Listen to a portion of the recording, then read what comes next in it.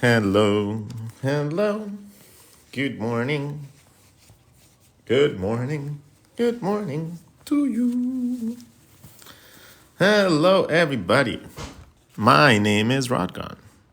I'm an artist, I'm a designer, and today I get the pleasure of being your art teacher. So, welcome, welcome. Welcome to the show. How are you guys doing today?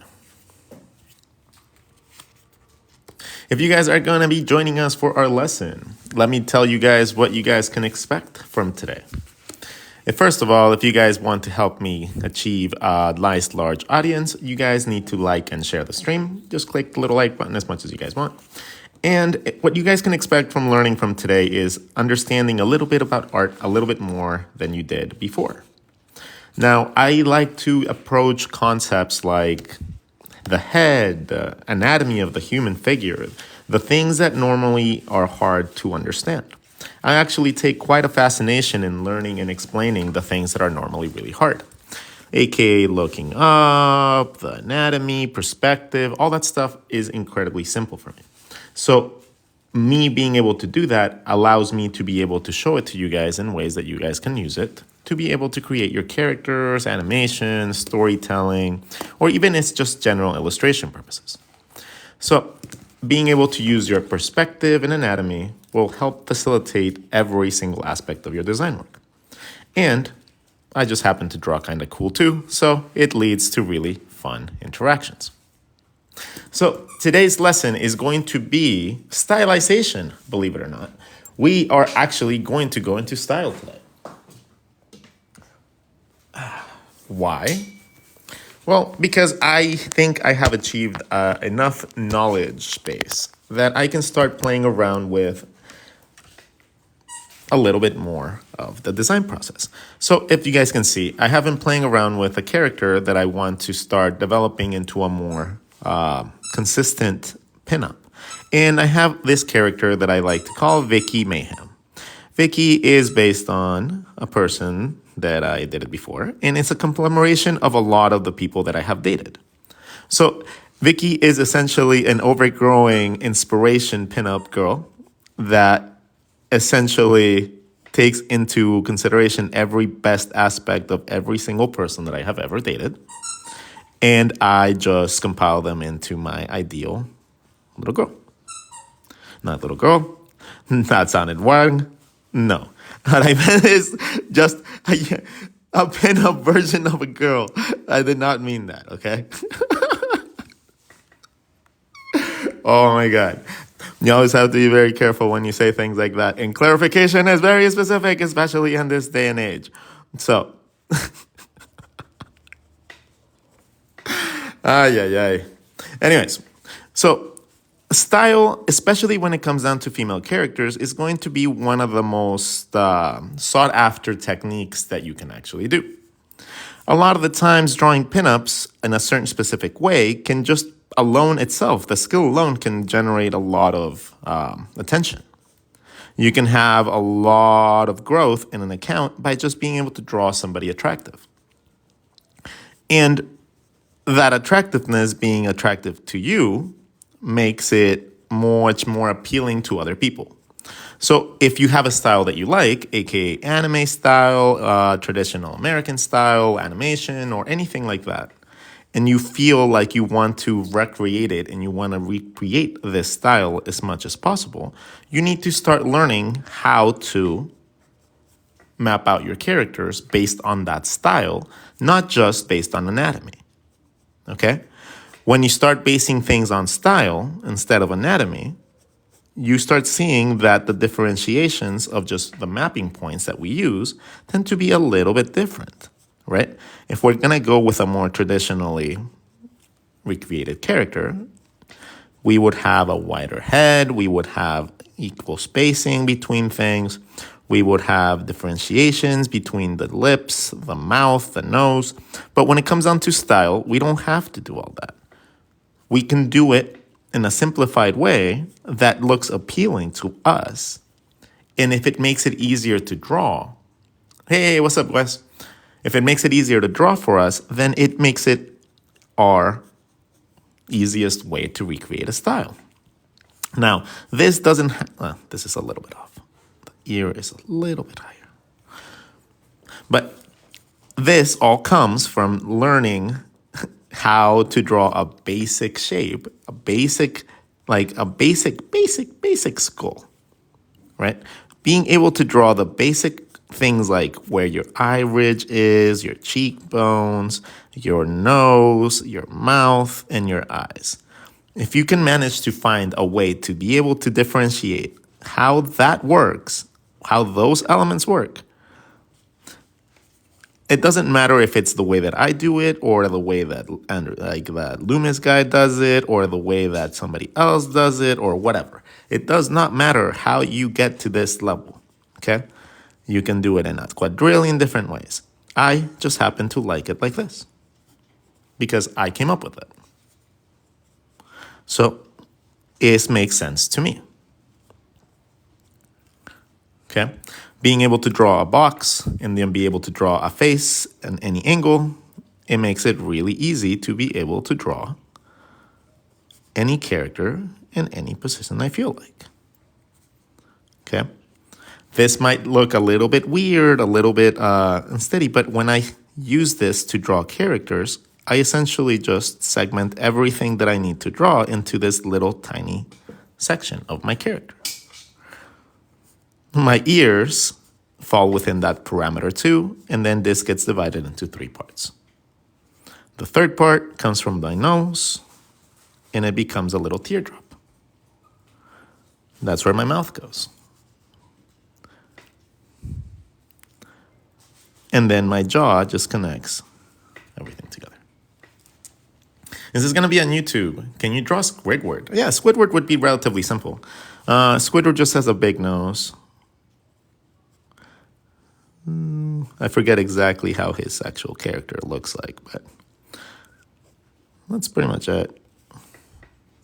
If you just want a character with a really big nose, the nose supersedes the body. So if you have your body, your head, and you want a big nose, that big nose is going to cover a lot of the things in the face, including the mouth. So can you see the whole page? We just started. We just barely started. And I was just talking about style, and we're going to be drawing a little bit of stylized characters today. So some key points can help you keep your styles in check, okay? Wherever you draw that indent in the faces, that is a very major key point in your drawings, okay? Wherever that indent is, the middle of that indent happens to be where your eyes sit, okay? Why does that happen? Why? Because that's where your eye socket curves back in. It happens to come back into the middle of your eye, by the way. And then it goes back out, kind of like a butterfly. Okay? You get that little indent on both sides. You also get it in the middle from your nose and your nose bridge. So you end up with a situation where half your face is just kind of like that.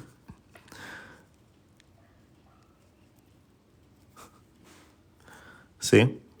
The eye tends to fall within that space. Now your eye being open and closed different stages is going to change that. And it's actually a little bit higher. It's kind of like here.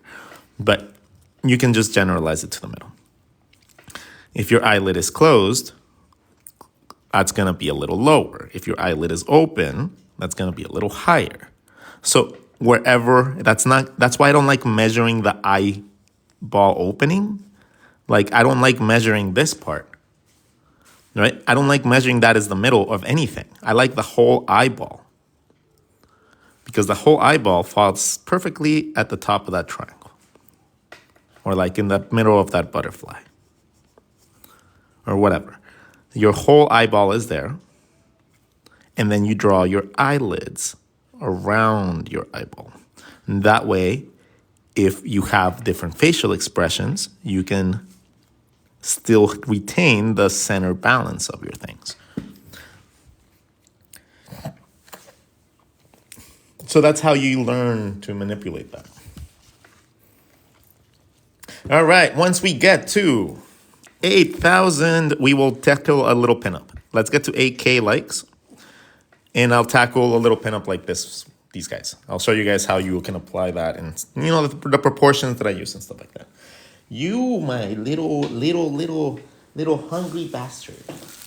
Mustache. Go chase your squeaky toy. All right, so for example, eyes are another part of stylization that needs to be talked about a lot. The actual eye and being able to draw it in different styles, it's just a matter of knowing how to manipulate two lines, the upper line and the bottom line, right? The eyes are not all that complicated.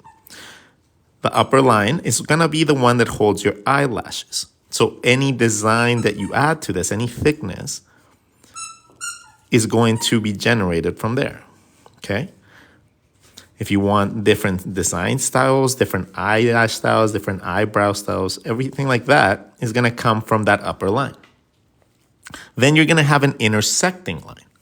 The intersecting line is gonna intersect and it's gonna be digging into the other one. So it's gonna be digging inside of the other section. And when you do that with really cool design styles, you end up with the shapes that you need for your eyes. Now, if you think about these like almonds and stuff like that, that's gonna be incredibly difficult for you to angle them. Like drawing angled eyes is without restraining my language here, drawing these type of eyes when you think about things like an almond is a nightmare. Especially since you have to adjust for the curvature of your eyes. It's not incredibly difficult once you understand the concept of eyes, but it is a lot harder than just drawing two lines. Just drawing one for your upper eyelid, the lower part of your upper eyelid, the upper part of your lower eyelid. You can draw a little bit of depth and thicken it up. You have yourself an eye. Dark line, intersecting thin line, style. So when it comes down to your actual characters, when you're drawing them, you don't have to overcomplicate it, right? So let's draw our eyeball. We'll draw some eyelids. And then intersecting eyelids coming back. This is my eyeball. My eyebrow sits right at the top of that eyeball. And then in between, I have a little triangle that I can use to draw my nose. From there, little eyes. The spacing in between depends on what type of styling you want, okay? If you draw a little teardrop from the triangle that you draw in between your mouth and between your eyes, you get this little shape. This little shape gives you the limits of your mouth. This should end about halfway down your eye. Okay, so if you follow this up, this is gonna be halfway down your eye. That is the edge of your mouth. Your eyes and your mouth kind of match up together. So if you look at yourself, unless you have an abnormally large mouth, your mouth is not gonna be any bigger than the middle of your eyes. How do I know that? Because I observe people. I just look at people. So if I'm going to be drawing a character, and this is why it feels weird. Hold on, let me take that little ribbon out. I don't like these ribbons. These are for people that don't draw every day. Okay, so if you're going to be drawing your eye, the one thing you can learn is you leave a little space in the middle, a little space on the side. That's it. That's it. You don't have to think of like 3 eyes and everything. Just, you already split it in half, right? And if you split it into 3, it becomes even easier. So 1, 2, 1, 2, 3. Okay? all your features, most of the features are going to fall within the second zone. And that's your eyebrows, your nose, and your eyes. Okay? And if you know that at the middle of your eye, that is the limit of your mouth, it becomes a lot easier. Okay? When you have your characters and you divide these things into more than that, let's say that you want a side to your head. Okay, so you draw an eye, and the side to your face. So now we have 1, 2, 3 parts. Okay, instead of 1, 2, we added 1 for the side. So now we have that. In the middle of the eye, that becomes the spacing for our mouth. Okay, so that is not supposed to be difficult to do. It should be just as easy as understanding that we have 2 eyeballs and a nose. It's just paying attention to where things fit. Eye, nose, mouth.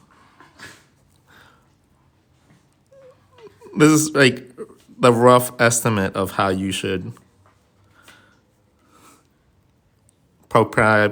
give like proportions to your characters and stuff.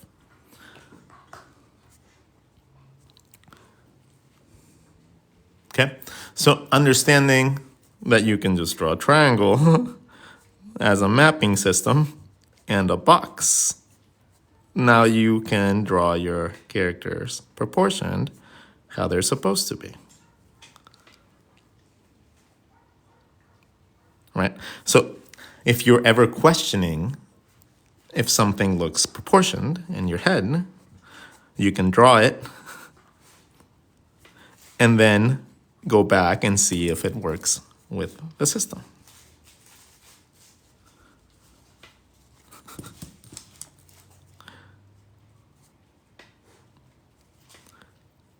And it works really good.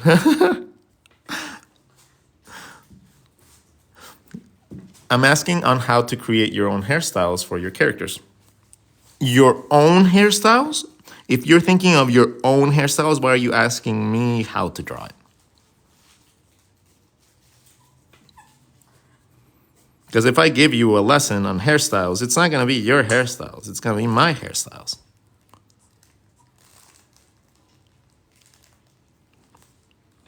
You understand? If you want to draw your own personal hairstyles, you need to go learn and draw people in person. You need to go draw humans. Go look at their hair. It's that simple.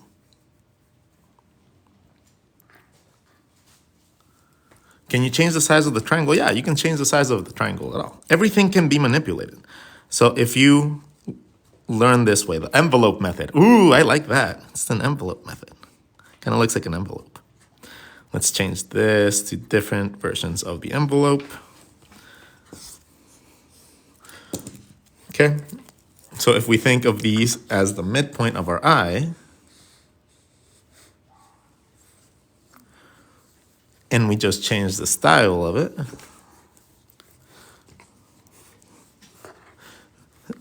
we can have maybe bigger eyes for the bigger envelope.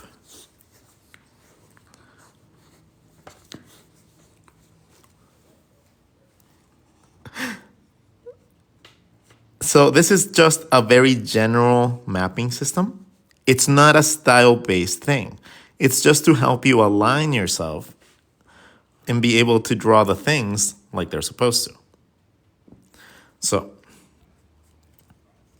understanding the placement of your things is normally, those envelopes have seen some things. But when it comes down to like, okay, imagine that you're drawing your character and you don't know how to place your features, right? You have the head shape exactly how you want it, but you know where your eyes are supposed to be, but you don't know anything else. So that's where you apply this. You find where you want your mouth. Okay, so that's the box. And then the triangle fits inside.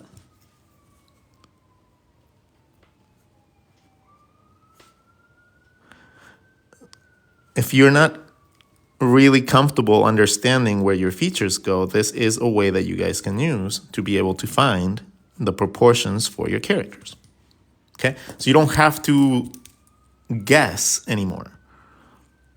You can stop guessing and stop being a little bit more proactive towards generating that end result. So that's essentially what that helps you. It helps you understand that. So wherever you have that, if you manage to find one mapping point, if you draw one eye that you really like, from that, you can draw an envelope. Give yourself the placement for the other eye, and give yourself the placement for your mouth.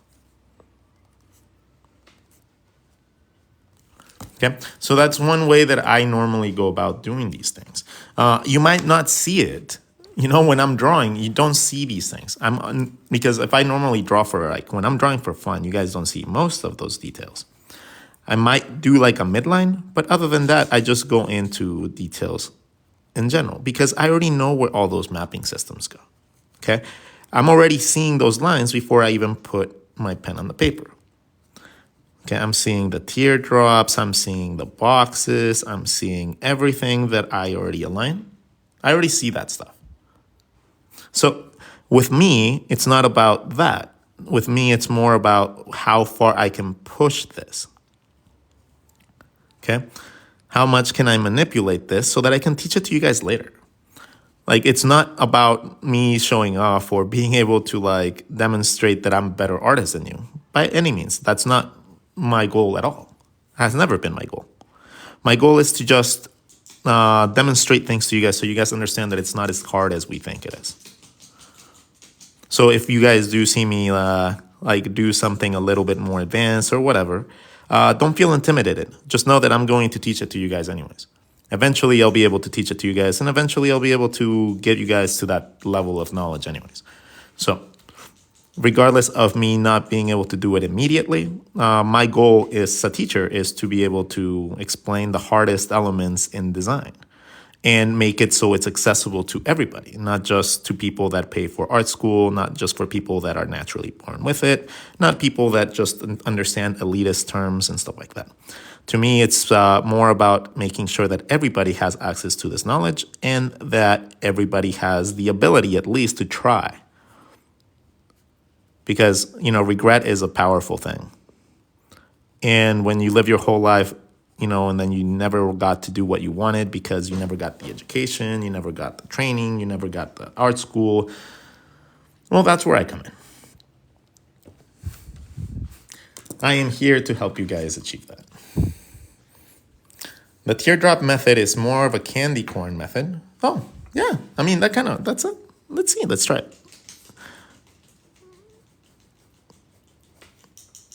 it. Candy corn. So when you add this top notch, this is your nose. Okay. This is going to be your teeth line. So yeah, that kind of works. The candy corn method for the mouth would be kind of interesting.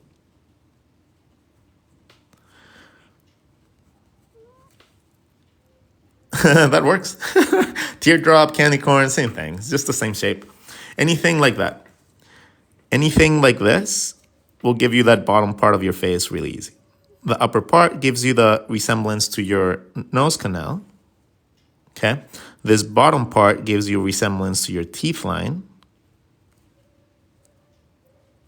And the bottom is your chin. So you recreate this little simple shape really, really easy. You simplify it. And then when you want to use your cheeks, it's already there. So you don't have to search any other piece of knowledge to be able to understand your cheeks because you're drawing them already.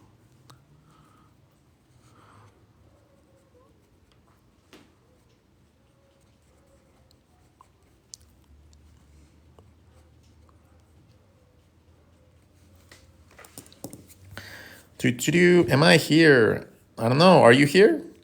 With the tune in to my lives right before rods. Yeah. Wes does give excellent advice. So you guys should go follow him. You guys should go follow him and learn from him whenever you guys get a chance to as well. Because if you guys are learning anything from me, you guys will learn a lot from him too. So another tip, that little indent, right? If you replicate it throughout the entirety of the front of your face, you have your nose bridge and you have your cheekbones from the other side.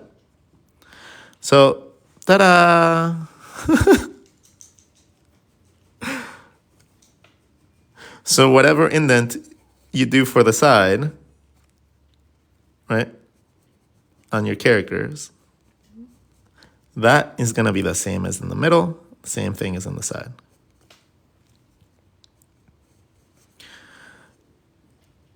And that's how you can generate some depth. So that little dent is really, really useful,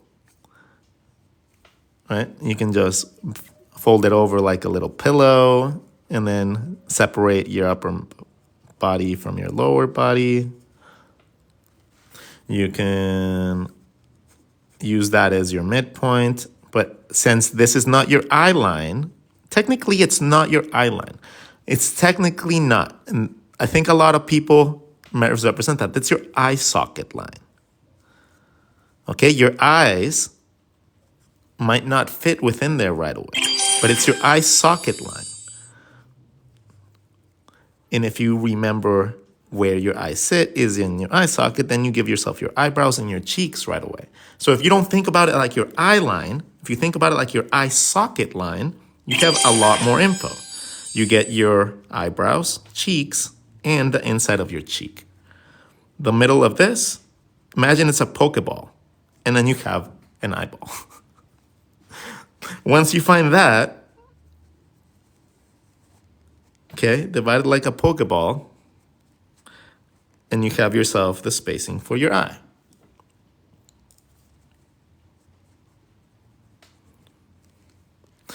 There's a bunch of different ways to be able to visualize these things. And again, the concept of style can help you understand that if you make that little circle inside a little bit bigger, it changes a lot. If you make it a little smaller, it changes a lot, but it also gives you planes of your head. So now you can, your shading a little easier.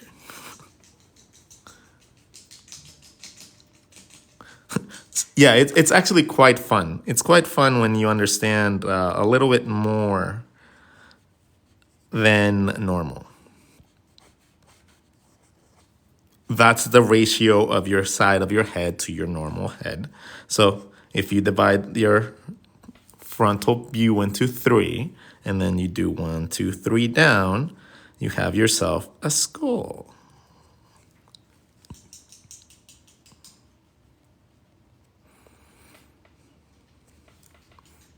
Okay. So now that we do that, we just go 1, 2, 3, 1, 2, 3. Let's look at where the things fall. The eye socket falls within there. Your side of your head falls within those two. Your teardrop falls there. And then you close it off with your ear in the middle of your actual shape right there. So, and then you can do that from the front and 3/4 as well. Because now once you know that you have 3 sides to the side, 1, 2, 3, 4. The whole head just becomes 4. 1, 2, 3, 4. Okay? This is one of your fronts. So this one is this one. So let's divide it like that. This one is this one. These two are these two. This one is replicated on this side. The teardrop goes from the front of my head. And then it goes to the middle where my ear is over here. So now just counting to 4, I got a 3/4 view. Well, let's change the dimensions of these. So now we're going to count to 4. 1, 2, 3, 4. 1, 2, 3, 4. 1, 2, 3, 4, 5. We have 5 here. No, we only need 4. Okay. Divide this in half. we're going to follow the same as here. We're going to take 2 and make the side of the head. These bottom 2 become my eye sockets, and then my teardrop comes down. If you're looking for a nice, simple way to draw the head, that is the most efficient way to do it, okay?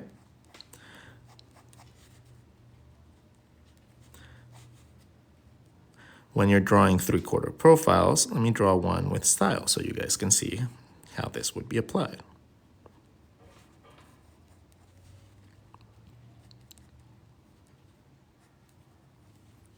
Okay? Understanding where the little indent goes gives you access to knowing that.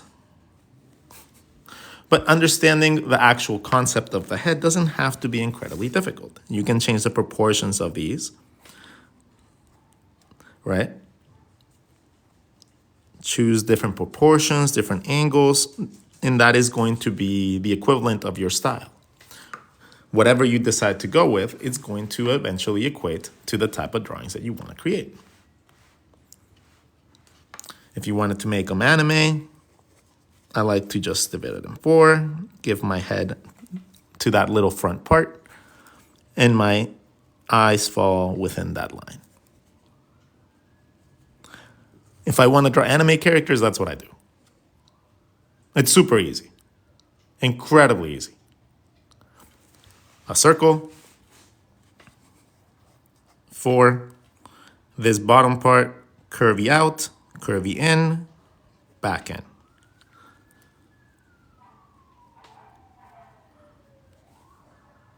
This is my eyebrow space and my hairline. And I just get to build up my hair any way I want. Who's my favorite anime character? That's a tough one. I'm not gonna say Goku because Goku is too simple-minded for me. It's probably Light. It's probably Light Yagami from Death Note, where he is essentially looking out for the world in his own way, but he just lets his ego corrupt him, you know? If he didn't let his ego get to him, he would have been like the savior of the planet. But he allowed himself to get caught, and ego just kind of ruins him. So that's why I like his character so much, because he has flaws. And even though he has flaws, he's incredibly smart and incredibly determined to do what he needs to do. So I relate a lot to him, except the whole murdering people.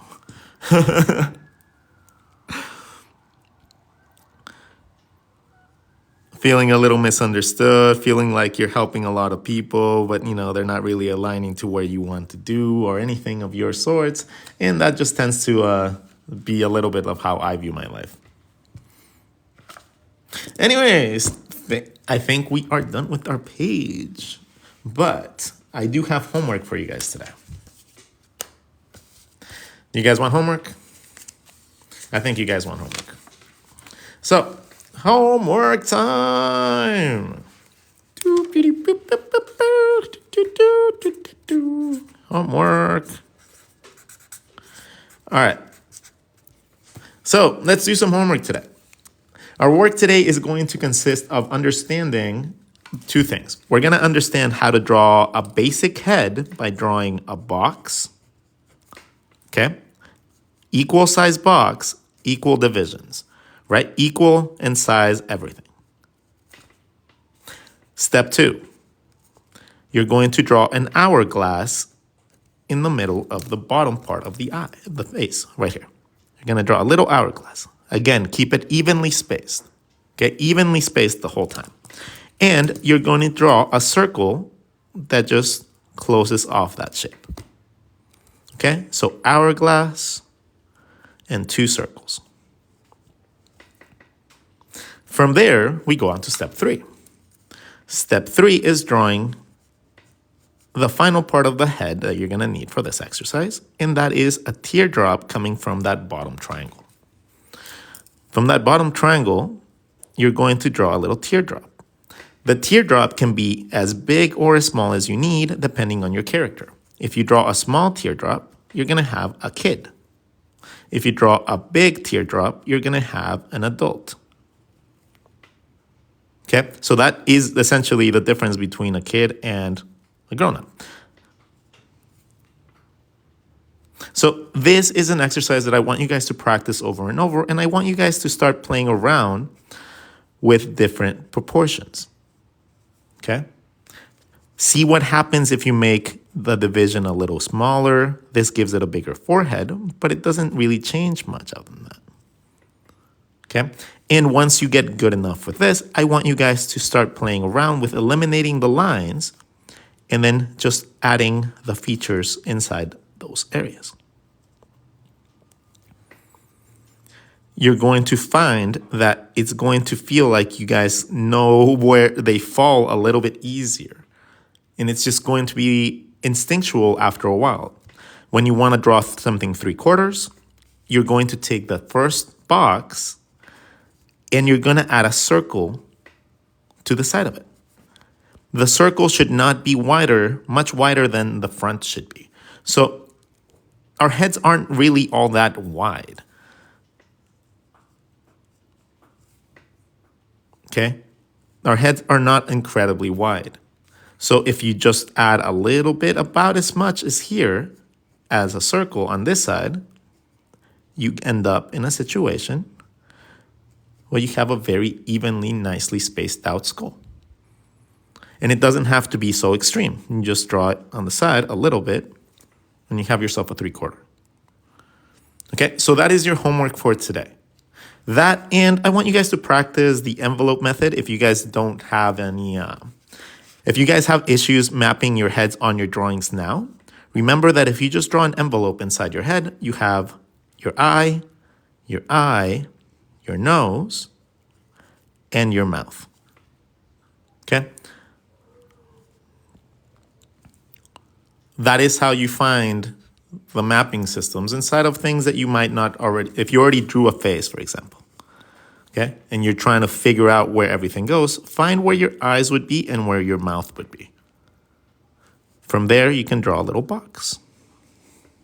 The box is gonna give you the limit of your mouth, and it's gonna give you where the center of your eyes are gonna be. If you draw a little envelope in between, it gives you the spacing for your mouth, for your nose. Ever tried the mask method for exaggerated expressions? Oh yeah, you do it all the time. It's caricatures in general. General caricatures involve a lot of squash and stretch. And understanding how to draw things from like a mask makes it really easy. Because you can change that mask up to different shapes and get completely different facial expressions.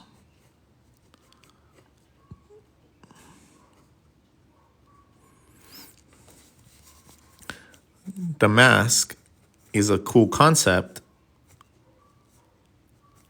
because it also gives you the eye sockets in your eyebrows. I just find that the other way of drawing is a little bit more consistent. Okay, so understanding where your eyebrows and stuff like that fit, like this, to me, it's a little bit more consistent because then I can move in and draw my eyebrows differently. But I also have access to my nose canal, my cheekbones, and everything else. So this was the way that I used to draw. I don't use the mask technique anymore. That was a transitional piece.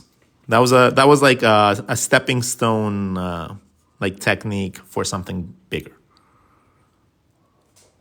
right? When we discovered that you can just draw a triangle and follow it up and create the mask like that, that was the stepping stones to everything else. Once I discovered that you could just draw a very simple series of basic shapes and be able to know where my features go. If I want a mouth that's bigger, I need to change that to something bigger. But there's always an alignment with some other body part. And it just happens to be that your eyes, the middle of your eyes aligns with the outside of your mouth. And it allows you the ability to use it as a reference point. Okay? You don't have to guess where your profile of your mouths go because they go in the middle of where your eye is. So they end up there. Wherever your profile is, wherever you draw that eye, that's the limitation of your mouth. It's right there. It's literally in every drawing that we do. Okay? So when you're worried about drawing your eyes in the right place or your mouth in the right space, and you're like, oh, I don't know how to draw my mouth. Measure from your eye, the middle of your eye, and then you can direct that to where you want your mouth to be.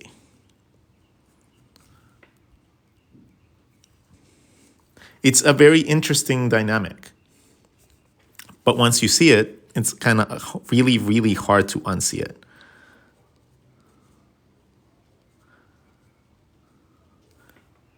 Like, you guys will never not see it. It's going to be really hard for you guys to forget that. But do your homework. The homework helps, okay? Homework helps you understand things better. Homework, I know sometimes it's boring, but it should not be seen as something detrimental. It should be as something that you look forward to, something that will help you improve and get better in general. So, that being said, my friends, I'll see you guys in the next video. I'll probably jump on here and stream on YouTube at around noon and teach some other topic of the sort. If you guys feel like joining then, that is where I take custom requests. And if you do any sort of donation for me so I can improve my equipment and stuff like that, I will gladly answer any question that you guys ask in depth. So I will make sure that you guys get something out of it for helping me. Okay, that is what I use my YouTube for. So here I get free lessons every single day. On YouTube, if anybody feels generous enough to want to help me get better art supplies or just in general live a better life, you guys have the access to be able to participate in that there. All right, thank you so much. Love you all. These videos will be on YouTube at some point. And if you guys do want to support, there are books that you guys can purchase. So you guys can go check out the stuff that I have in my links. Thank you so much, and I'll see you guys in the next video. Later, Gators.